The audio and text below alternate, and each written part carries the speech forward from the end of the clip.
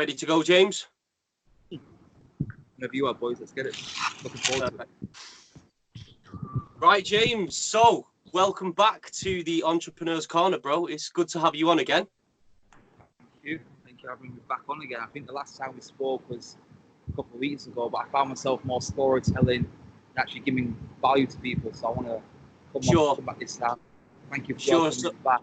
It's more of a Q&A, so that's it, bro. So I know you've been kind of building that up. You've had a lot of questions come through on the stories. We've got them all here. Should be quite good fun.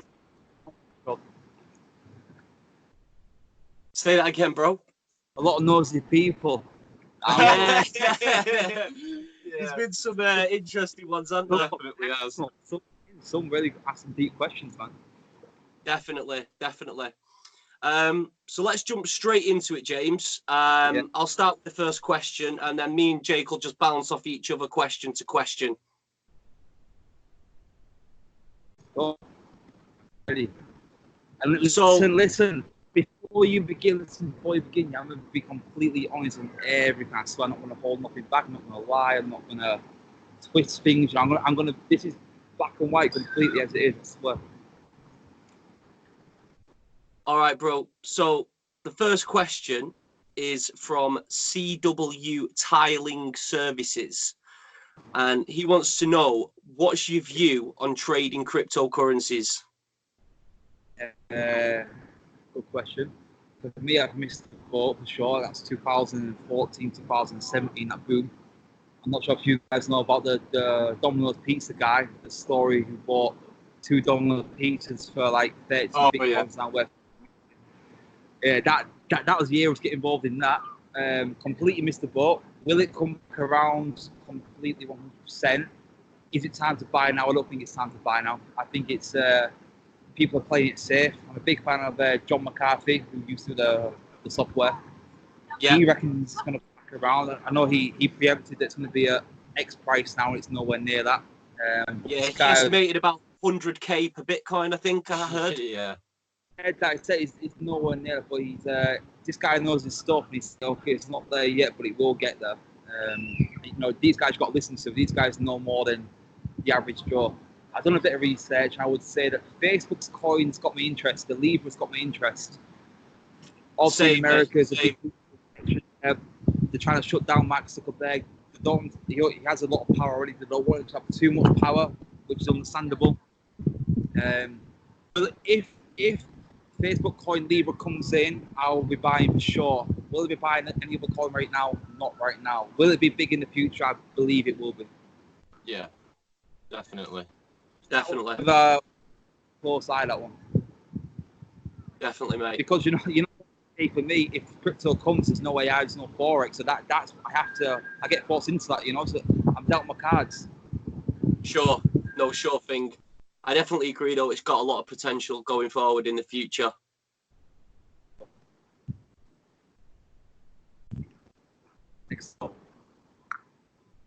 Right then, next question for you, James, from Lindsay Lou 77. I want a new life. Don't know where to start. Help. Oh, that's a cry for help. Lindsay, she wants a new life. She doesn't know where to start. Yeah. It starts with yourself. It starts with you. It starts with. It's really hard to do. Is getting rid of all the exterior. No friends, no family, no boyfriend, no girlfriend, no nothing. It starts with building you inside up. The obvious answer is, okay, you're not happy with your job, you leave your job. That's not true no more. The truth is you need to set a positive mindset from within, which means doing more fitness, it means reading more books, it means taking time out to go do yoga, meditating, thinking more. It starts with you and really thinking about what you want to do next. Not just, okay, I don't like my job, a new job will fix that. No, it will not. It's a deeper issue. To say a new life is really extreme. That means cutting off X amount of people, which I'm sure she doesn't mean to that extreme. But my advice to Lindsay Lou would be to take time to really think, 3 to 6 months, write down every day, set goals, set targets of where you want to be, and then reverse engineer them goals and see how you can get there. And I would also say follow your passion, Lindsay. Whatever you like doing, if you love animals, maybe do dog walking. If you like, for example, Lego, maybe do Lego blogs. I don't know whatever you like, but just start with what you love and start doing that every day, and then start following that to monetize that. But start within yourself. Start with being mental and health-wise fit, and then you can really then go on to a new life. Don't just do one extreme to another, because that never works. You're always then fixing a fast forward. It's like trying to do a fast fix. It never works. Slow, day by day, build up, take your time, think, and then act. Definitely. Just taking them small steps daily. Every day, small steps. Like, okay, what? So maybe that sounds like she's pissed off. That sounds like a boss is just calling for a meeting. That's probably like in the moment question. But there's an issue. An issue there no matter what. So I would say take a step back. Don't do nothing rash. Don't just like break up with your boyfriend. If it's annoying you. Just really take a step back and then take time to think. It's all it is. Because that's when you make the worst decisions. Like if you're pissed off about something, or you don't think straight, do you? Never the best choices. That's like when you do it when you're drunk. You make a snap decision. You wake up in the morning, like, oh fuck, I can't check my phone no more. What have I done here? Yeah. In the moment, decisions never go well. Never healthy. No, definitely not. Definitely not. Hopefully that helps Lindsay Lou there. Sure. And also Lindsay, I would plan and write. I would write every day, whether it be a tweet or thought or repair something or what's happened. Maybe take a daily blog of your life. Don't show nobody. Just for yourself to really take in your own thoughts. It helps. And just to touch on that, I'm quite big on that myself. I've actually got a thoughts book. I'll write my thoughts down each day just to sort of keep track, and then you can look back to sort of where you was and how you've progressed as a person. It makes you do nothing rash. I'll tell you a true story. I tweet every day, but I don't tweet. I write a tweet, a thought, but I never tweet it. But that thinking, that writing gets me creative. That's it. Sometimes it just helps when you lay it down on paper or whatever. So moving on to the next question, James. This one is from Elliot Duard. Okay. So he wants to know, and it's quite an interesting because I know you read a lot. What top 5 books do you recommend? I'm guessing he's asking from a. If he follows me, he knows I read. I'm guessing it's from a business and lifestyle well-being point. So, okay, number 1 would be, I know it's quite a boring answer, but it's Rich Dad Poor Dad. Of course. By Robert. I think it should be taught at schools. I don't know why of my son is taught. I think this one should be taught. It's a very millennial lifestyle book. It's a very easy to read book, and it really breaks it down and gives you a lesson, not an actual lecture. I think people learn better through lessons, not through lectures. Number 1, Rich Dad Poor Dad. Number 2, it's a book by Napoleon Hill from 1909, I believe. It's a Think and Grow Rich. It's a book about visualization, about manifestation, about law of attraction, all that kind of stuff. Anything Napoleon is worth reading, but this one in particular is like I think he met 50 millionaires, and then he got all the. I think he met Edison, who made the light bulbs, Thomas Bell, something like that. He met all these inventors, all these crazy smart people in the 1900s, and then put together his fountain of work in one book. And that book is really powerful about mindset, about manifestation, about law of attraction. I always say law of attraction is massive. You need that vision, you need that dream, but you also need to put in the work. But this book will be the foundation to then go on and do the work. Another good book would be The 4-Hour Work Week by Timothy Ferriss. This is something I've built up. You know what? Yeah, I read this book at uni, second year, so I was like 21, 22, and it's something I now live. So it took me 6 years to build. So 6 years to read, and then 5.5 years to build, and now I finally got to what. So I can read Timothy's book now and resonate with almost every point he read. I just reread it recently. I just rebought it. I reread it, and there's like a few things I need to change, obviously, but I've pretty much done what he's saying in each chapter. I've done already, which is pretty sick. So that for me is a really powerful book. That's a really. To touch on that is also his 4-Hour Body Week. It's also really, it's like a Bible. You got Old Testament, New Testament in there, but it's really, really powerful. It teaches basically how to be fit. So he teach how to all the work and then build up to a 4-hour week. It's really effective. So I follow his 4-hour work week too, but I won't come out as a top 5. But that's a really good book to read alongside that. Tim Ferriss is a really smart man. I follow him on social media, on Twitter, on Instagram. He really puts out some really good, meaningful content. A very smart thinker. The next will be The $1 Billion Secret. Now, what this guy did is he did a Napoleon Hill, but in 2019. It's only released last year, and he basically interviewed, whereas Napoleon Hill interviewed 50 millionaires, he interviewed 30 billionaires. Wow, which is great. So he went to an award called Entrepreneur of the World every year. He got together 20 or 30 of the last 50 winners and sat down and asked them all the same questions, and then went away and put that into a piece of work. And you know what's crazy? It belittles millionaires. It's like millionaires are small thinkers, millionaires are this, millionaires are small, they act like this, and it gives you the picture why. It is very interesting. See, it gives you what it takes to be. Because what I believe is that, okay, I respect Tim Cook of Apple, right? So Yeah. Tim Cook's in with people, but I would then go and read about Tim Cook's life. What's he do? What's his routine? What's his habits? I generally do go and do this reading, right? And people are like, oh yeah, you're never going to be a trillionaire like Tim Cook. I'm like, you don't understand. If I could be 0.001% of Tim Cook, I'm a multi-millionaire.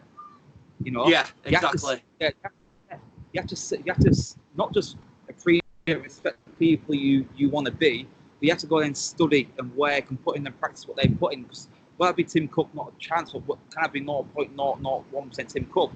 Why not? Of course I can. You know? Exactly. No reason. You've got to aim high, I think, in every sense. Most people aim towards the friends. What's he doing? What's he doing now? Why has he got a nice car? You know, they aim small. So this $1 billion secret really opens your mind, gives you a bigger perspective, gives you bigger thinking. It's a sick book. Literally, because when you finish it, I'm like 3 books through it, and I recommend it. It's a good way to think big and make it big. It's like a Grant Cardone, like set your goals, set your targets, and then 10 times them, because you know what, you won't 10 times them, maybe you will, but maybe you 3 or 4 times them. It gets you thinking bigger, because the bigger you dream, the bigger you achieve, you know? Because if you think small, I think you just kind of limit yourself in that sense. I think people undervalue themselves as well, a lot of the time.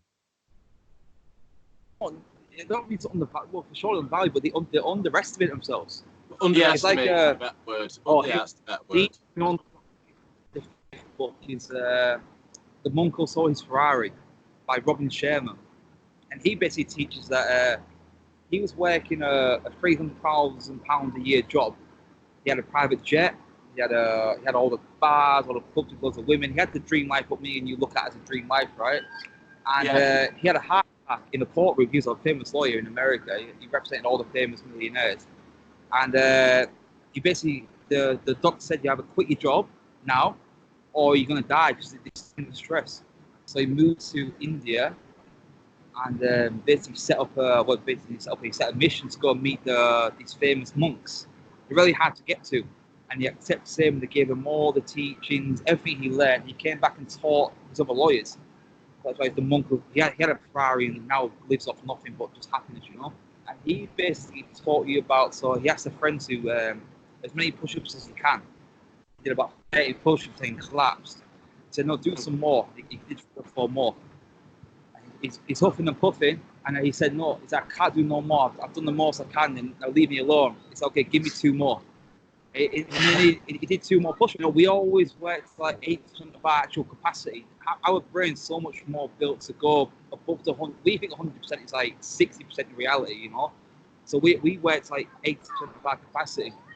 And this book, the Monk Who Saw His Ferrari, teaches you to open up your inner mind, inner strength, inner positivity. It's a real teaching of well-being in itself, you know, which is vital to go and be successful in anything you want to do. Definitely. No, I think they're really. Rich Dad, Poor Dad, The 4-Hour Work Week by Tim Ferriss, The Billionaire Secret, the Monk Who Saw His Ferrari, and the one in between all that was. Oh, I'll tell you what, there's another one in there which I said, but Fake, also by Robert Kiyosaki, was released early this year or last year. Yeah, I noticed you've been reading that recently. Really, really powerful book. So top 5, top 6 is them ones for sure. Definitely need to cop that myself.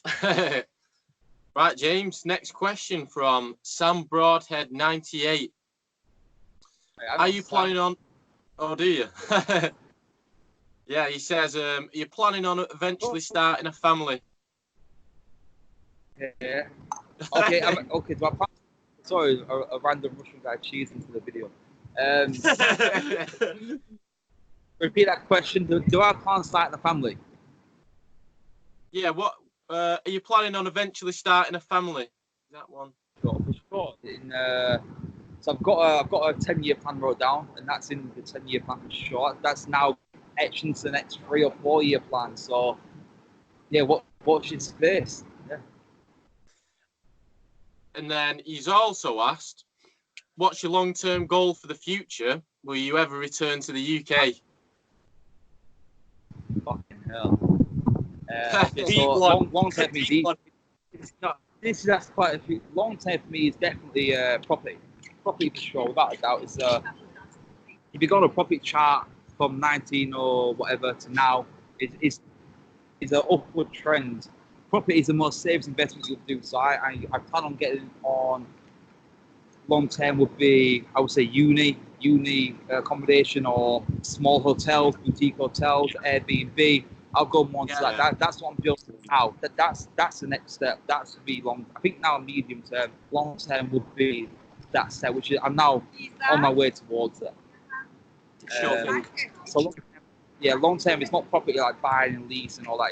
It's really investing in really big potential stuff, you know. Yeah. Buying land, it's nothing yet grown. Like buying land outside of Bangkok now. Bangkok, if you saw Bangkok on the map from 1980 to now, is expanded massively. It's only ever grown. So buying land outside of Bangkok, forgetting about it, then getting a call saying we want to buy land to build a McDonald's. You know, all that kind of stuff really excites me. Yeah, definitely. You have full control of the negotiation, you know, they pay double the price. They need to buy it. How much to F you off, basically. That's a really smart investment. So that's a long-term plan, is land and stuff like that. The second part of the question, sorry, from Sam was, will you ever return to the UK? Oh, sure. You know what I said the other day? The UK is good when the sun's shining and the World Cup or Euros are on in a beer garden. That's the only time the UK is good. Yeah, the sun doesn't shine very often these days, mate. But when it does, what do you know about it? You dress like this, you dress like yeah, sure. I'll be back soon. When I live there, not a chance. No, I don't blame you, mate. I don't blame you at all. Next question is from Rye Wilco 9. He wants to know. So he wants to know, if you were just starting out as an entrepreneur, what would be your first business now? Right, I would open up a marketing agency. So it's a massive void now in business and new modern business. So what I would do, Ryan, is I would, and this is free of cost, by the way. I would call all my local businesses. I begin local. I would start local. I would call every local business. I wouldn't call to begin with. I would go on their website. Say you go on your most popular restaurant where everybody goes to your local town. Do they have online booking? Do they have online payment? Do they have a mobile app yet? You know, and then miss out on money where it's an easy fix. Yeah. I would call the restaurant. I would say, listen, I'm really good at marketing. I understand current trends. I believe that you could really bring a lot of business and value to your customers by offering this service. Apple Pay, for example. Do you have AI yet? Do you have mobile booking technology? Do you have mobile menus? You know, and then I would call. I would say, no, I don't have that. You know what? I would have a list of what they don't have, and I would meet the manager and say, look, I say, I need half an hour of your time. I think I'll bring a lot of value to you. I'd meet him in person. I would ask him a list of questions what I know they don't have. Do you have a PDF file for your mobile? No, I don't have that. And make him back him down the corner. Say, listen, I can bring all this. I've got the workers. You don't have this yet, but preempt. You've got 5 now, so you don't need all that. I can bring you a nice mobile Android app. I can bring you a booking service online. I can bring you Apple Pay. I believe in 2-3 years you'll be ahead of your competition. Blah blah blah. And I would do that 10 times a day until I've met every local business. That's definitely good. If you're a businessman and you know business, but you're not fully aware, like my dad's like that. Dad, you've not got a direct link to your social media yet. Your email's not got your Facebook link in yet to your business page. You know, all these small little things which add to a big problem. That's my dad. So these businessmen who don't have the expertise or the knowledge of 2020, they need that. So you can charge £500, £800. You can charge whatever you want, because for them it's a big problem, but for you it's a small fix. And you outsource the work and you move on to your next client. I would open up it's like a marketing improvement business if I was starting out, and I'm still tempted on doing that. But I'm tempted of teaching you guys and these guys, and I'm tempted to teach that and take a commission from what you make. You know, I'm tempted of doing that. So I would open that kind of business, because I think that is now what's lacking. People have the money in the business and the investment's never shy, but the knowledge and expertise of making the most money in 2020 is definitely lacking. So I'd open up that kind of business.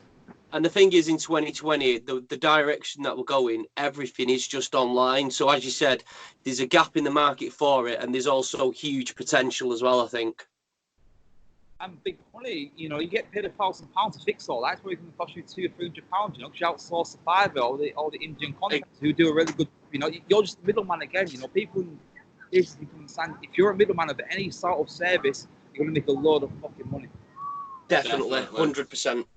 And let me give value to why. Why are you going to make loads of money for the middleman? Because you have this guy's bald and you got this guy's bald. He wants to work, he needs to work. You have the whole budget, you can really go back and forth and close and open and set, you know. You have full control, both negotiation, which is very hard to have in business. Normally a business deal is client to me.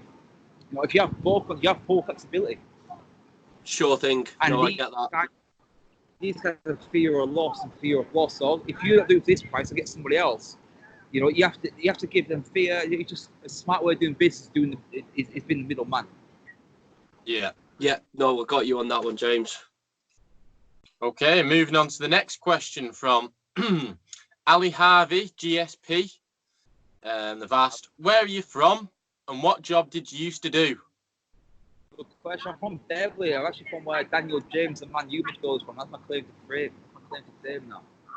A small town, very, very small town from Beverley. It's in East Yorkshire. Moved to Manchester very young. That's why I've got a bit of a mix. I've got like it's not for the travel, it's from where I've been brought up. I lived in Hull, lived in Beverley, lived in Driffield, lived in Manchester. Went to London for a year. So I've been everywhere. But born in Beverley. And before this, my actual role, like you said, 95 job was a recruitment IT specialist. There we go. Whatever the fuck that means. IT technician. So, moving on to the next question, James. This one's from Matty Dunn 3. It's quite an interesting one, actually, considering where you are. I'm really struggling to focus whilst I'm on holiday in a new beautiful place. How do you focus when you're in an environment like that? I'm not on holiday. Well, I'm not on holiday. That's true. So if you've got any advice for him, how to focus while he's on holiday and do that? Don't focus on holiday. Don't focus. Fuck that. You've worked so hard to get to where you are. Enjoy. You have to. See, for me, I'm a massive believer in. If you hit a target, you have to go and celebrate and achieve that. And believe if you're working 9 to 5 a year, you go Cancun. You have to then that's your achievement. If not, then why are you gonna achieve next level? You know. If you're on a week holiday, you're somewhere in Ibiza or you're in Marbella, or maybe on a family holiday, you got a bit of time because your family don't wake up till late, or whatever reason, don't try and work. Okay, try and read, but don't try and stay focused because that's your downtime. If you don't have the downtime, then you never want it again because you think, oh, downtime's not rewarding. The holiday should be a rewarding time. Definitely. That's my feedback on that. So to go more deep to my questions, how do I stay focused? I'm not on holiday, but I've built between 2017 and 2018 this was my office, but you better believe I was working harder than he was in his office job. Yeah, course, definitely. yeah, definitely, 100%. And just to touch on that for Matty as well, just to get a little bit more of an insight on how James started and how that all came about and him working hard. If you watch the podcast, it goes into a bit more detail on that. Okay, on to the next one from VCox 1979. How did you meet your... I was in the AI, I meant... He's asking, how did you meet your girlfriend and how long have you been together? We actually met in person in Bangkok. We've been together now. I'm not sure, she's trying to hit on me. Is that a flirting question? I'm really John. I know Victoria's not like that. It's a good question. I've known my girlfriend for 3 years now. She's seen me from... So she met me when I was first in a hostel in Bangkok. Now she's obviously seen this. We've been speaking ever since we first met when I was traveling to when I'm living. We've been together now a year and a half. Like I said in the podcast, what I'm going to do a swipe of my story is that we've been together every day. We've been to over 70 countries. So it feels like it's been 5 years, but it's only been a year and a half, which I know is very new. But we probably lived the life of my mum and dad, being through so much together.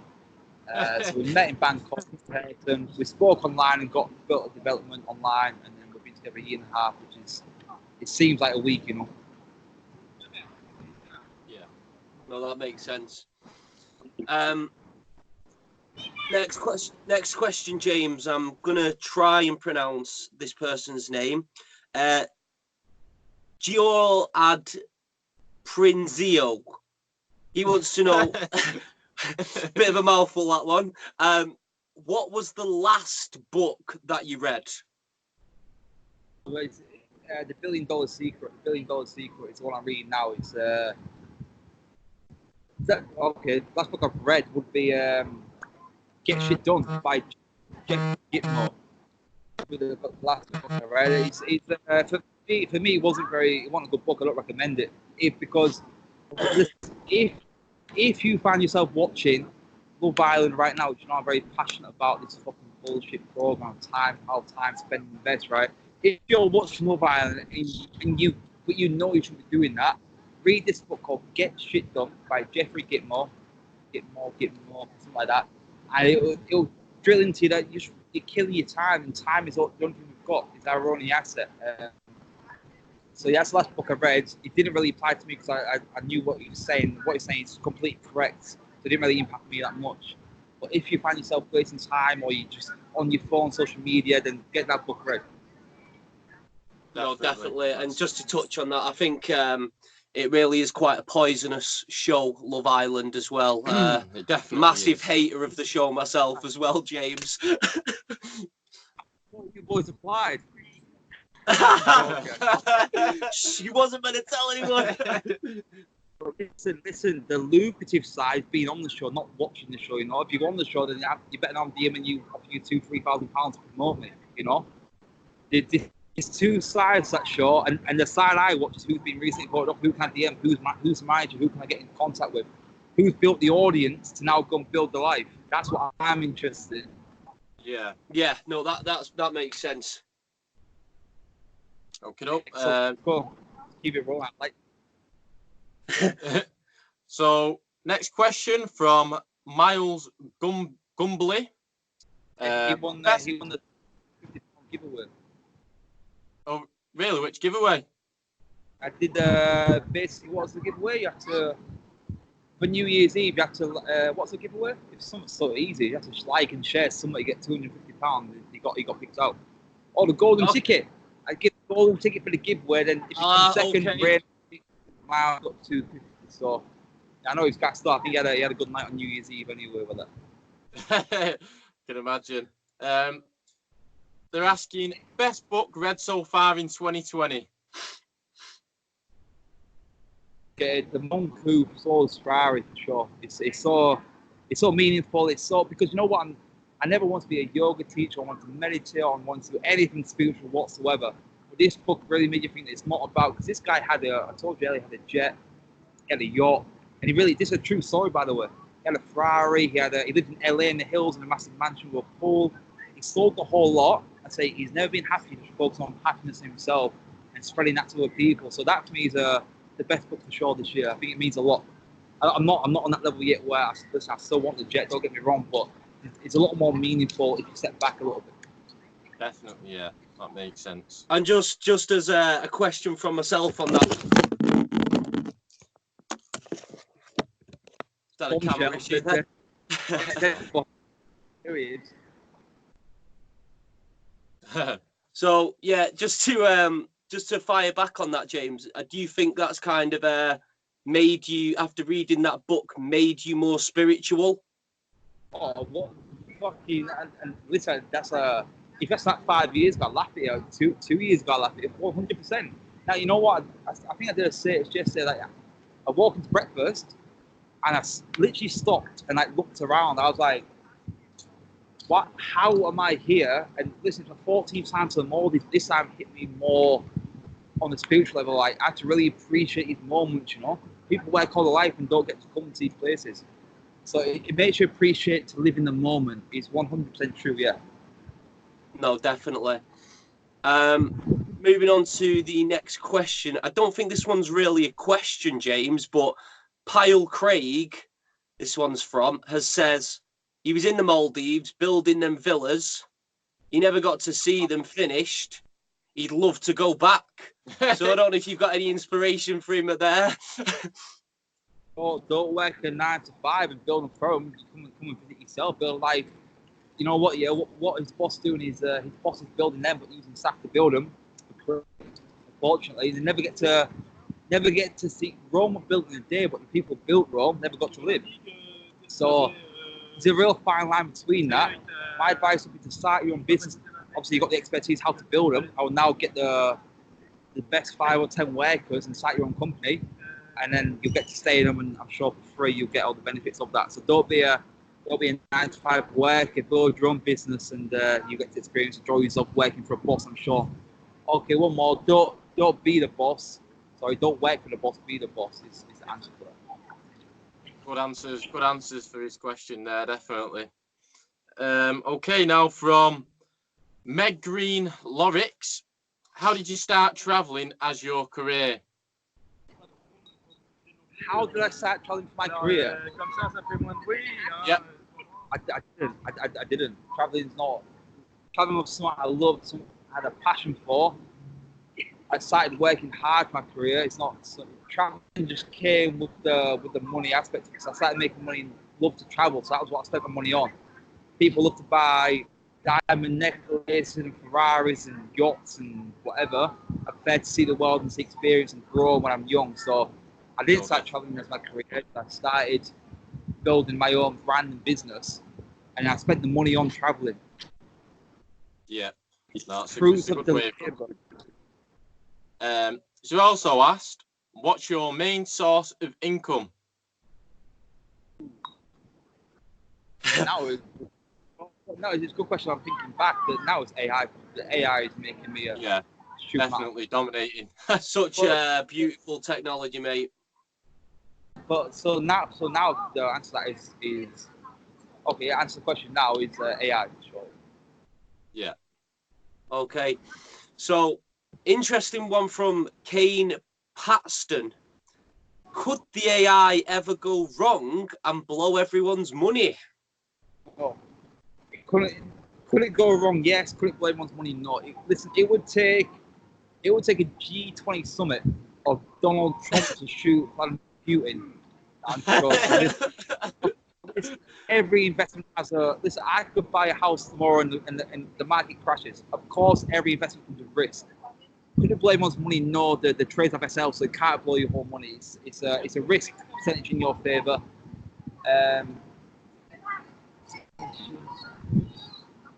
Is there a risk of shit to it? Yeah. Will it blow your account? No.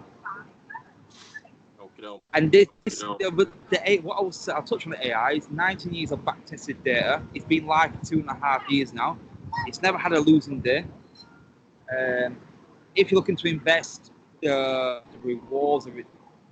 Anybody who knows the numbers, 13% a month you're looking at 2% a year, 3% a year per month compounding. If you've got any sense of number one, listen, I've had big people who've got crazy portfolios of property come to me that are saying, what if I sell the properties? Because they know the numbers. It's a ridiculous opportunity. It'll be full soon, and I can't wait to this close. I can stay quiet and I want to promote no more. This is if you're an investor, or you know the numbers, or you're smart with risk, and you've done the history, you've done the back test data, you know it's a no-brainer. Because every risk, every investment. But this one is the reward. The reward to risk is this, whereas normally it's like this. Yeah, 100%. Constantly compounding month on month as well. It truly is a lot.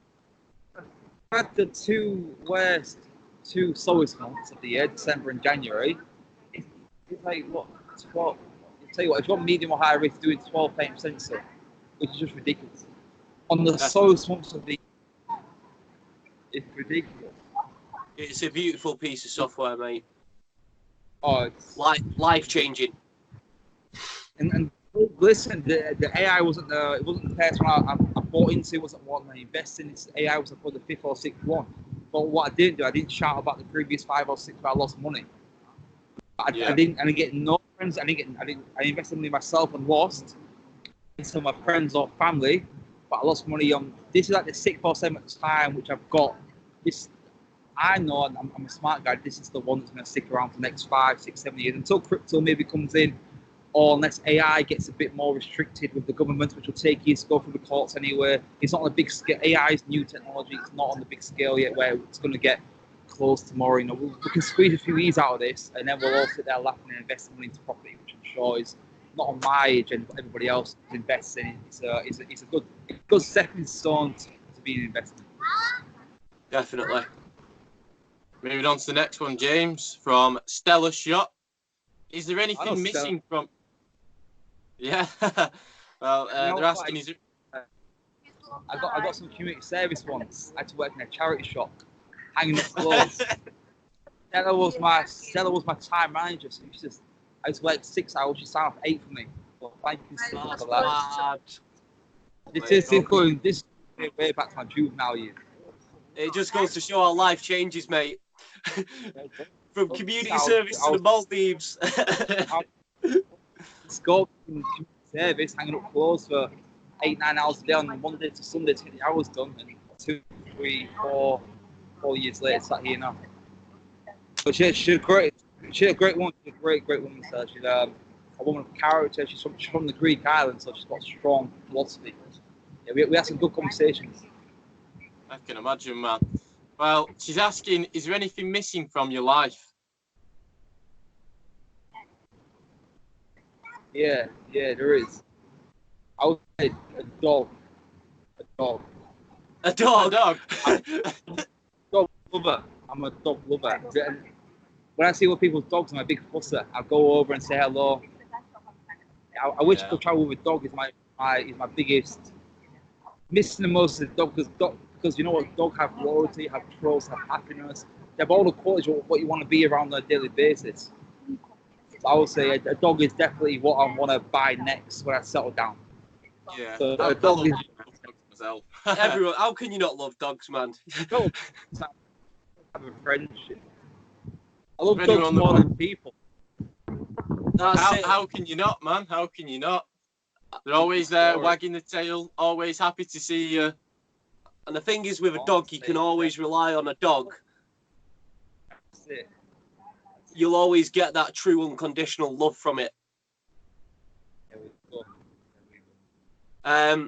Moving on, James. This one isn't really, again, it's not really a question, but Chloe Duborg wants to say, you're an amazing person for giving people a chance to work on the dreams. You know what I will say on that, Chloe, is that I try to, my content is daily and consistent, so I can give you daily inspiration. It's because everything is day by day. But if you've been following me for 2 years, you've seen the massive change in content. I'm sure if you follow me from now to 2022, you see a massive change in my life and what I'm doing, but you won't see a change in the small message I portray. Reading, health, wake up early, no negativity. These principles will be done every day. Small. I'll drill it in somehow because people learn differently. whether it be a book I read or quote I post or something I say or something because people learn different, so I can really get like touching. I love answers touching because it hits a lot of people in the wrong places. It's like, oh, I'm watching style, but it gets people thinking and hit me a little bit, but they're not right long term. So what I would say is thank you, because it means I'm doing the right stuff daily, which is what matters the most. Exactly, and it just makes you keep going even more. Okay, and next one from Amber Jade. Do you wish you'd done anything differently? If yes, what? Invest more money into my business early on, and also if you listen to this but not listen to the podcast, go back and listen to the podcast. I go into detail about that. I wish I didn't. I wish I put 100% more money into what I put into my business to begin with. Sure. Yeah. And she also asked, what is the best place you've ever visited and why? Please give 5 reasons if you can. 5 reasons? Yeah. For the best place you've visited. Man, did 5 reasons why.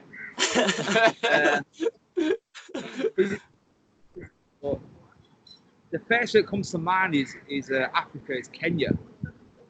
Okay. Right. Interesting. I'm a sick with the answer because that's the first thing that came to mind. It's a quick fire answer. It taught me poverty. It taught me rich and poor through my eyes. It's a story I don't touch on the podcast. So in Africa, there's traffic lights obviously, and they have sellers. They have pineapples, pears, plums, tomatoes, necklaces, watches. They have every seller you can ever dream. It's like a lucky man times 1,000, but on natural handmade stuff. And I wanted some. So we had a 5-hour drive to the national park, and I wanted some bananas. We have a driver and we have a security guard. It's not the they're gonna open the door, take your iPhone, take your watch. It's not the safest place, but it's very safe. It's a very safe place, but if you're not stupid, basically. Yeah.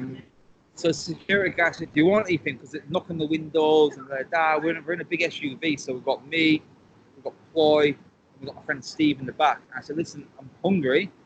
Can I buy some bananas?" And yeah, of course. And I thought, okay, we're gonna put the window down. So the security guy came out. The security was waiting and said, "Listen, he wants bananas only."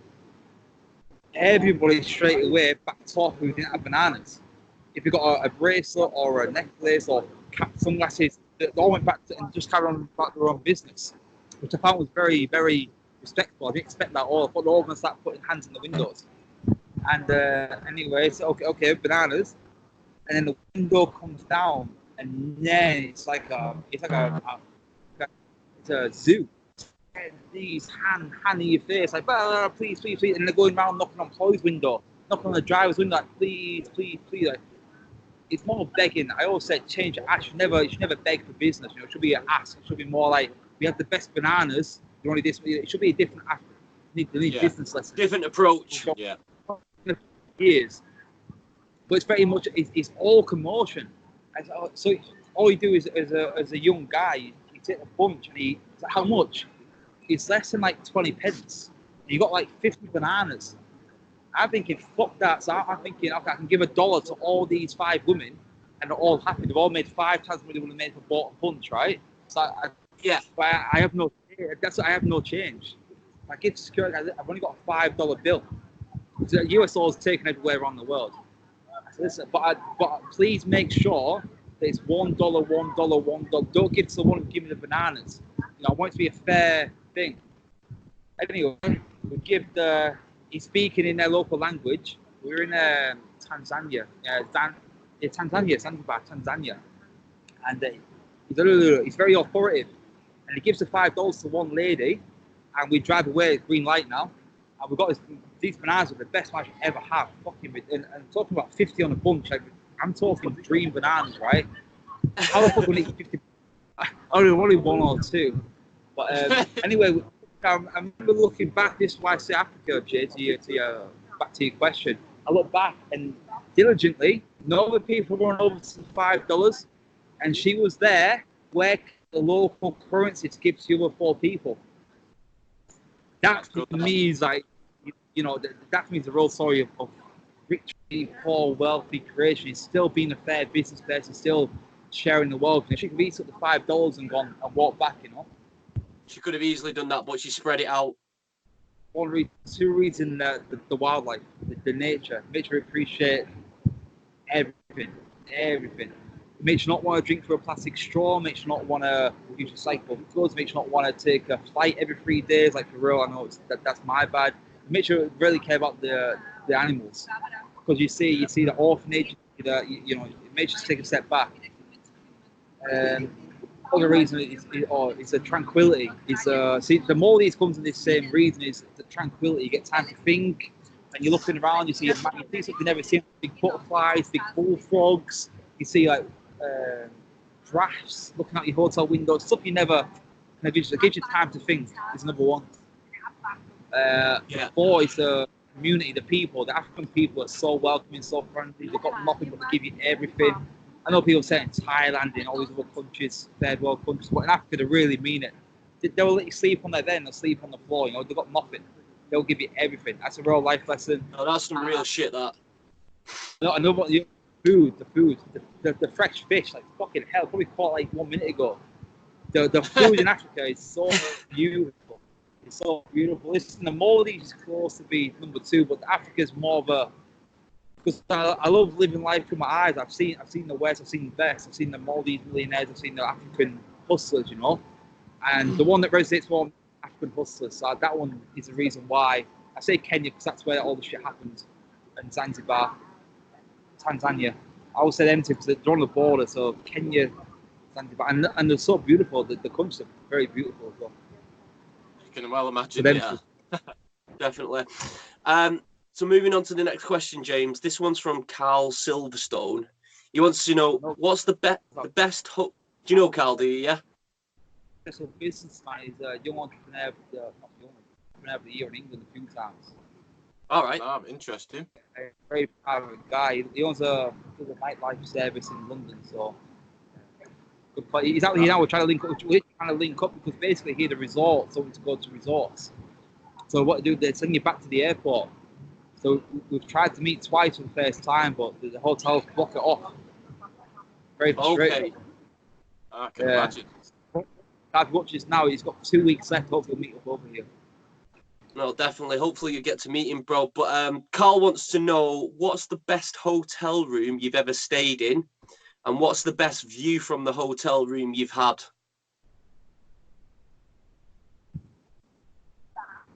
Carl's a world traveller. He's been around the world more than me. Can I give two? Carl, I'm going to give 2 answers. I'll give you one hotel and one Airbnb. So the best hotel room, because I don't believe Waterville is the obvious answer, but I'm not going to be boring and give Waterville. It's actually more like unique experience. Yeah. The best hotel room of tower block in 100 floors would be in Macau in China. It's like the Las Vegas of Asia. Them rooms, they have Hermes, the big H with the belt that people wear. That's their soap, their shower gel, their shampoo. It's really luxury. It's ridiculously luxury. So a room in the bath is like a gold bath, walk-in shower. You've got all glass windows. You've got robotic voice for the TV and for the cleaning. So if you want to order a Coca-Cola or beer, it's a Galaxy. Order me a beer. Then bring a beer to your room. Sick. It's like bed's so comfy. The bed's like for 20 people. The Galaxy Macau in Macau is the best hotel room. The best view, well, that look down on the wave pool is pretty sick, but the best view would be in Seychelles, in an Airbnb on Eden Island. And the view looks out onto, so this is the Airbnb guy owned from a guy in Johannesburg, obviously rented for the week. He comes with his own golf cart. It's just like a lifestyle you can only ever dream of. Even now for me, I can't really get close to that. But the best thing about that is what they've got is the next door neighbours, they've all got yachts.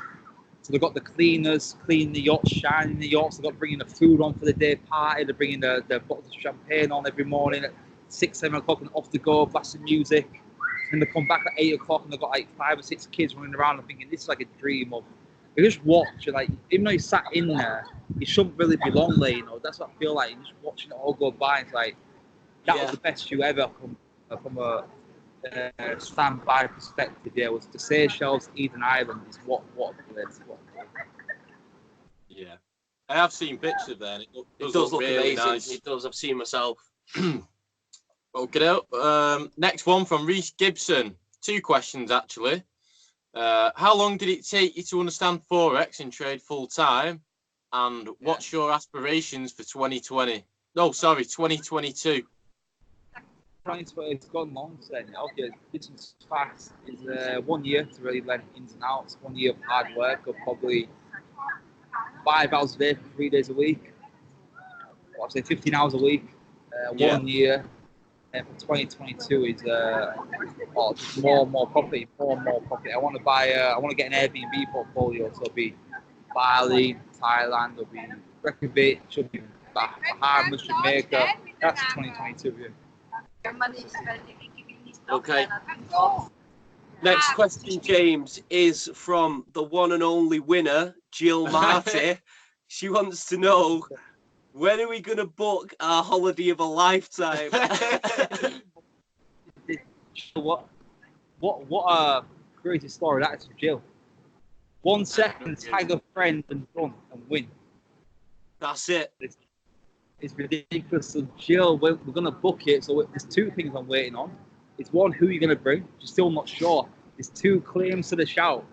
The one who tagged there in the first place who then got recognition for the competition, which I think's got a fair shout. I think that's pretty fair. Yeah. Or there's somebody else in the question.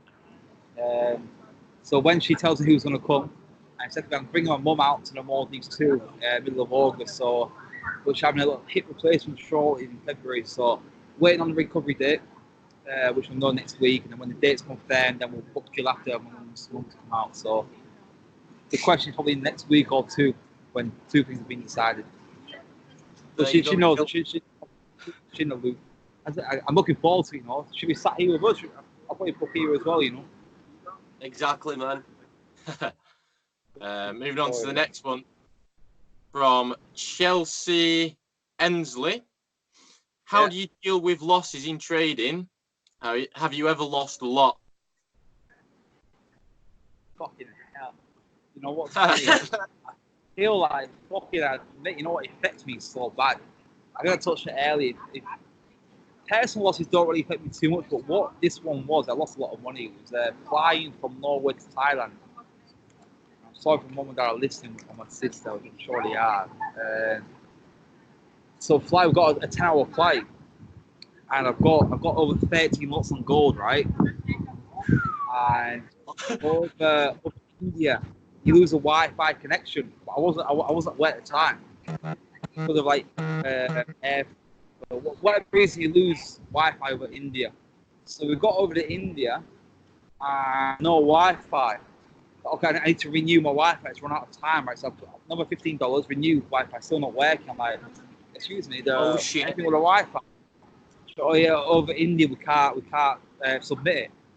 I'm like, oh, you're fucking joking me. But I went no stop loss.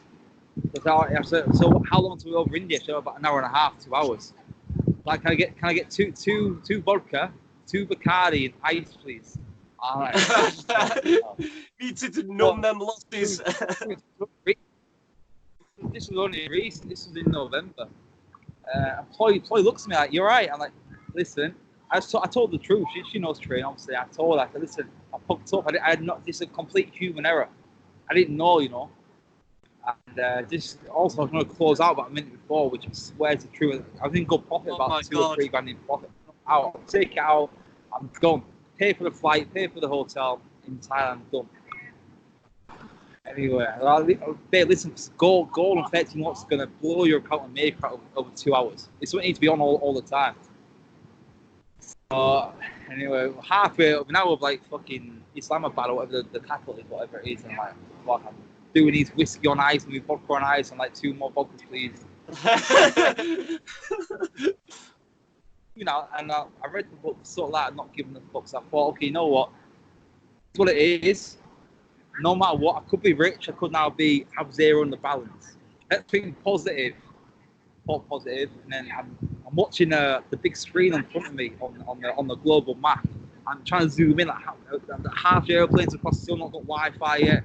the tail's not over the line. I must have Wi-Fi now. So I'm sat in the middle of the day. I'm personally over. I must have Wi-Fi now and all that. Anyway, about 5 minutes later, I checked the account and yeah, it's gone. About £113 left of 27,000 something.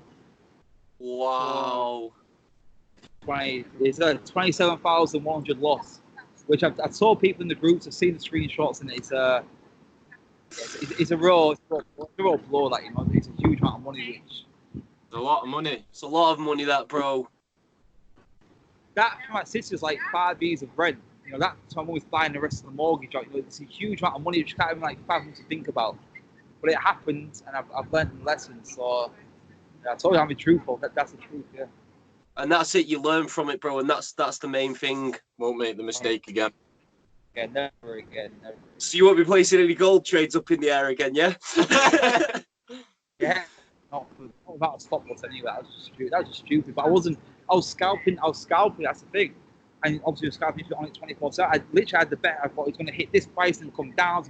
And it all panned out. I knew it was, and it did what I knew it would do. I couldn't flip it in time to do the reverse. And just like even worse, knowing that I could have had 50 grand or lose 27. You know, it's a 78 grand difference. It's a huge. But listen, I tried. Cheers. So next one, James, is from Zara Zeds. Interesting one. You travel around so much. What do you take with you, and how many suitcases? I don't know how much followed me for. I used to have 6-7 suitcases at one time. I remember seeing that, bro. I've got two in Kuala Lumpur, which I never think I'll get back, in Shangri-La. I've got one in the Maldives, in a different island, which I left behind. You know what I do? You know what's funny? I'll tell you. So carry on. I've got 2 in Bangkok with a friend, which I will get back, where I've got the expensive clothes, which I will definitely get back. I travel around now with 1 big suitcase, 1 take-on, and 1 backpack. Backpack just for the drone and all that. MacBook. But I've probably got around 12 suitcases around the world. I'll probably only ever get 2 back. Probably around. But that's like, I'm talking 2-3 years ago now. You know, so basically, I used to leave all the old clothes, the cleans on my bed, right, in a nice pile, presented nicely, like, you know, clothes not worn before. And I used to get an email like, hey, blah, blah, blah, thank you for sending to Shangri-La. We've got all your lost belongings in our lost belongings collection. I'm thinking, no, that was for the cleaner. So I've probably got about another 50 lost collections somewhere else around the world as well, which I never got to. So you just been leaving bits of your legacy around the world, bro, yeah? Philippines, like, it's third world country, you know, it helps a lot for the families. So what I started doing now, I started knocking. I started going to before I check out, I was going to the cleaners and saying, "Excuse me, I've got this through all sorts of view. It's not good for me. It's not lost belongings or not left behind. You know, I've left on purpose. So you take anything you want." No, that's yeah, nice. It's a nice thing to do. That definitely. Giving back, man. Next one from Grant Daddy 24. What did you make your first large amount of money on, and how much?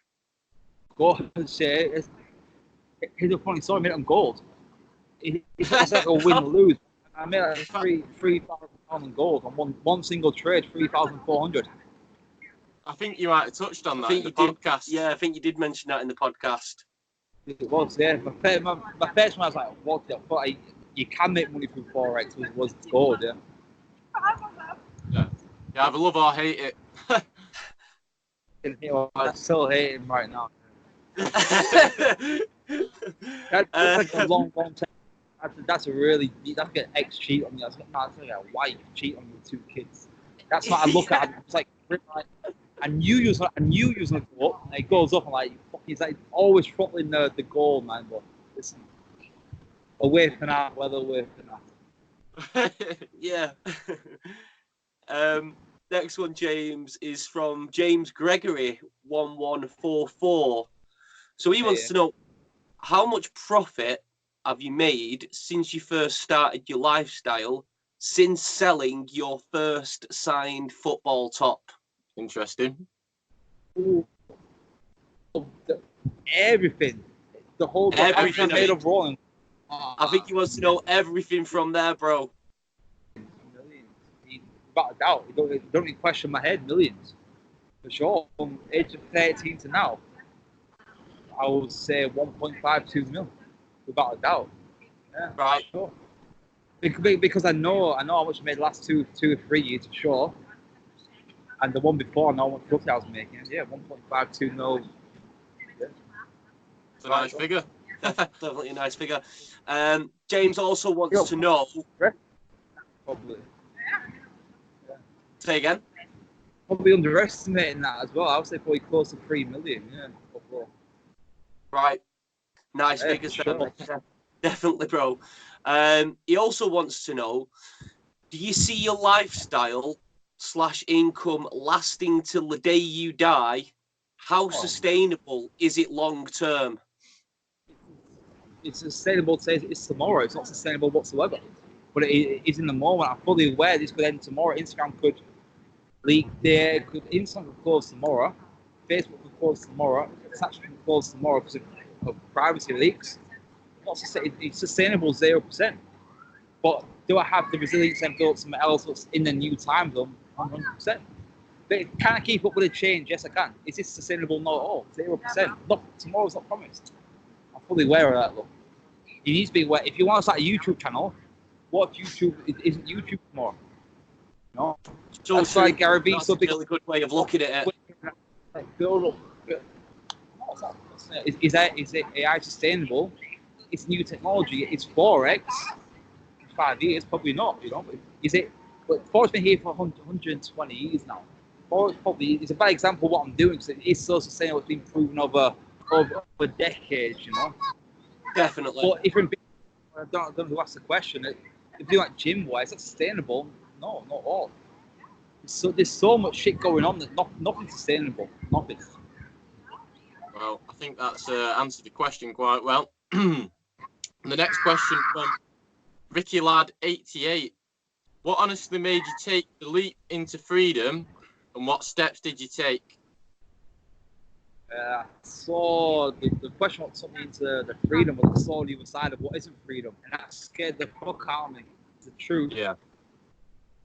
Do I want to take a 9 to 5 path? And okay, because listen, when you're in a 9 to 5, you know what life is.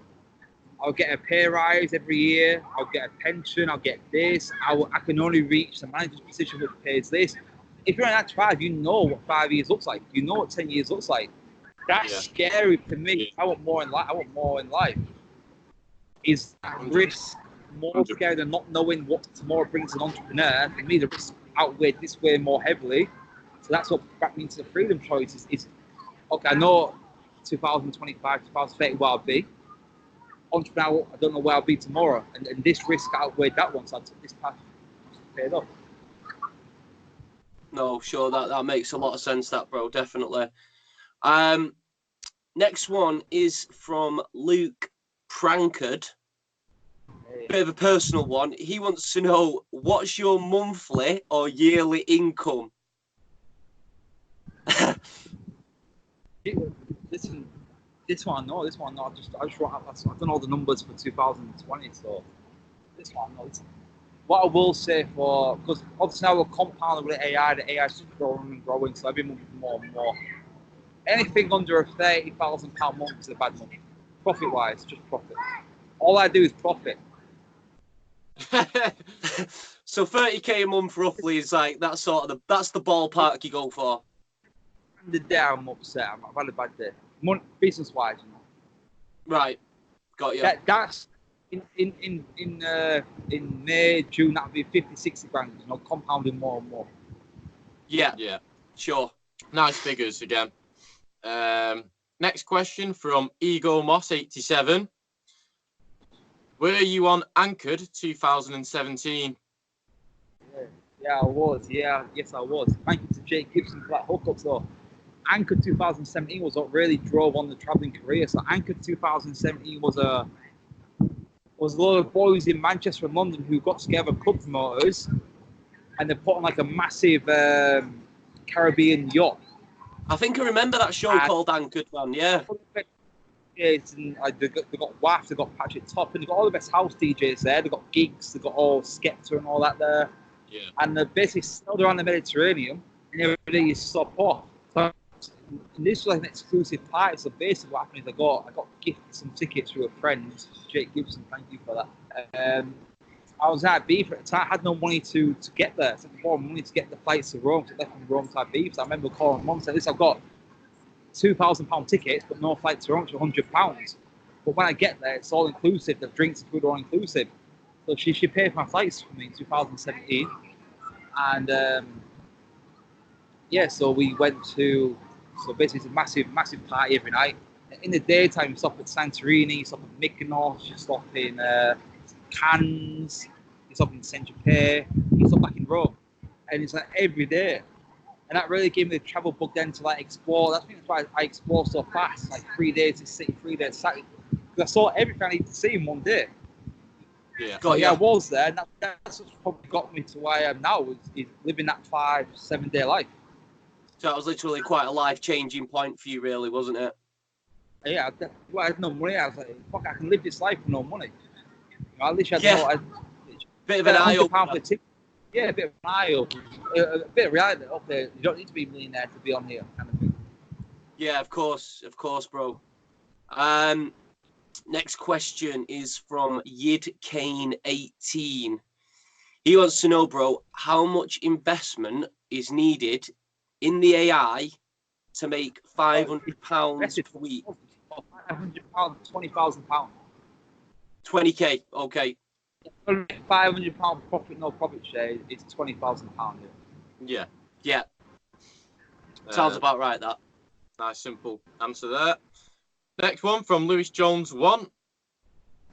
Tips for wanting to travel, but friends can't afford it. Solo travel. Answer his own question. Go alone. Go alone, man. Solo mission. That's it. Listen, I'm looking at my backtrack. I've got 3% left. So let's do some real quick fire ones, yeah?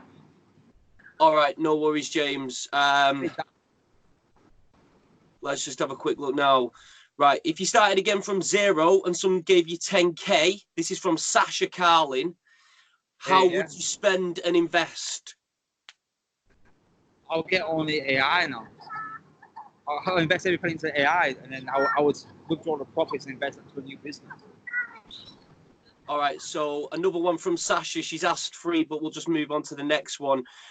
What's the best move you've made financially? Best move. Best move. Oh, financially, investing in 8% of my income into AI. I've got over, just under 290k there now.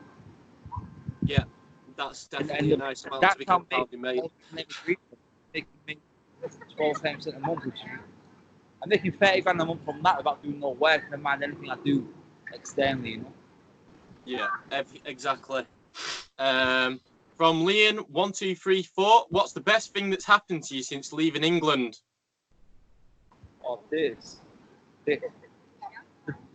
lifestyle, the people I've met, the people I've networked with, the things I've seen, the sunsets, the sunrises, and the experience of this, just the whole thing in general. I can well imagine, man. England's shitting on what I thought it was. Can relate to you on that one, mate. There's another one from Carl Silverstone, actually. Quick fire one for you, James. Best free upgrade you've ever received on anything? First time in the Maldives, went from a beach villa to a water villa, first time ever.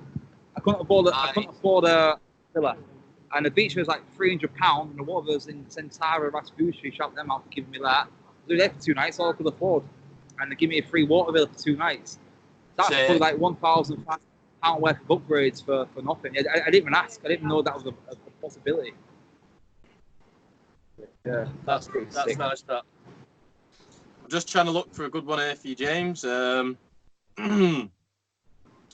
Joe Random. Now, so he's going to cut this. And, should we cut it off there? Yeah, let's cut off. Let's round up. Listen, guys, if you've not asked your question, let's do one more in a few weeks. let's put this one out. If you've got any more questions or you want to dig deep to what I've said, Yeah. you're aware, innit? No, that sounds good, Yeah. that, James. Definitely, mate. I think you've answered quite a lot of people's questions there anyway, bro. Yeah, questions from the questions I've asked, which I hope then will lead on to more deep, meaningful questions, you know. Yeah, sure, 100%, 100%. And maybe next time, James, we can go a little bit deeper and have you and Ploy on for the Q&A. That'd be good. But listen, I'll make that happen. I'll make that happen. So get her to start getting some Q&As on her story as well, bro. Not as much as you boys. She's got a lot to say. I think a lot of girls relate to her a lot. So 100%. Yeah, sure. I bet a lot of girls want to know her story and like more about her. that's as much as it is for me. It's for her. So I'll make that happen. Yeah. Yeah. Sure, no worries, James. Well, It's been a pleasure once again, James. yeah, it's been good to have you on, bro. And I'm sure we'll see you on here again sometime soon. Beautiful, man. Oh, shit. There we go. All right, James, bro. Listen, boys. Okay, let's cut that off. The Entrepreneur's Corner. It's a fucking one. You got Danny Buck next, which I'm excited to watch.